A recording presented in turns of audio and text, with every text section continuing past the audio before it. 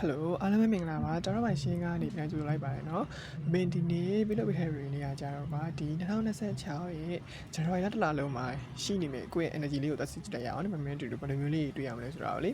Okay အဲ့တော့မင်းဒီမှာ release မဆောက်ခင်မှာမင်းတခု request ချင်တာလေးကမင်းရဲ့ဒီ TikTok ရဲ့ bio link မှာမင်း Telegram channel လေးတင်ပေးထားတယ်အဲ့ဒါလေးကိုနှိပ်ပြီးတော့မင်း Telegram channel လေးကို join ခဲ့ပြီးကြပါအောင်เนาะ Okay အဲ့တော့မင်းရဲ့ reel လေးကိုစလိုက်ကြရအောင်ကျွန်တော်လိုက်တိုင်းမှာ energy လေးကဘယ်လိုလေးဖြစ်နေမလဲ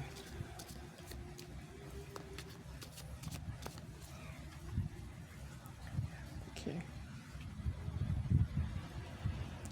ဒါကပထမပတ်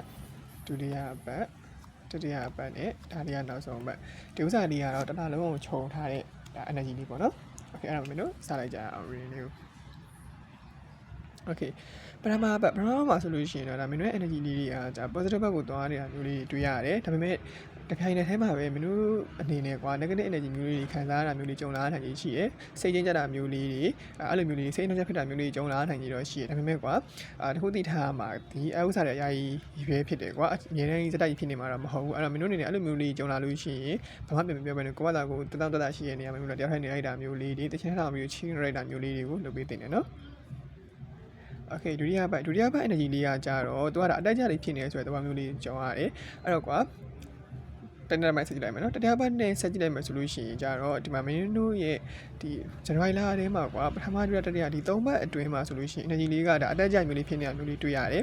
ပြဿနာကဒီဒုတိယပတ်မှာမင်းအနေနဲ့စိတ်ခံစားချက်ပေါင်းစုံကွာအမျိုးစုံကြိုးခုန်နေနေမယ်ကွာပြောမှဆိုလို့ရှိရင်လေအဲ့လိုမျိုးလေးရှိရနော်ဒီတတိယပတ်မှာဆိုလို့ရှိရင်ကြတော့မင်းအနေနဲ့ဒါမသေးချာမရံမှုတွေခံစားရတာမျိုးလေးပြဿနာ negative vibe လေးတွေဝင်လာတာမျိုးလေးတွေကြုံလာနေရှိရကိုယ့်ကိုမယုံကြည်တာမျိုးလေးတွေဥပမာငါလုံးနေတဲ့ကိစ္စကဟုတ်ရဲ့လားငါထင်နေတာတွေကမှန်အောင်မှန်နေရဲ့လားကိုယ့်ကိုပြန်ပြီးတော့တန်တရားဝင်လာတယ်ဒါမျိုးလေးကြုံလာနိုင်ရှိတယ်အားလေးလေးသေးထားပေးနေတယ်နော်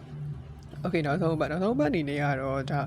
ကမင်းအနေနဲ့ကိုယ့်ကိုပြန်ပြီးယုံကြည်မှုတွေရှိလာမယ်ပြီးသွားလို့ရှိရင်ဒါငါလုပ်ကိုလုပ်တော့မယ်ကွာဆိုပြီးတော့အဲ့လိုမျိုးစမထိုက်တာမျိုးလေးတွေပါကြုံလာနိုင်ရှိရတဲ့ကြောင့်မို့ဒါ positive ကိုမှလုံးဝကွာ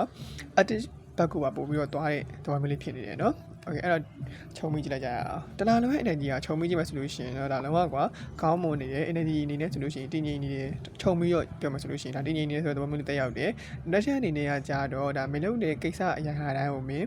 တေချာလေးတည်တယ်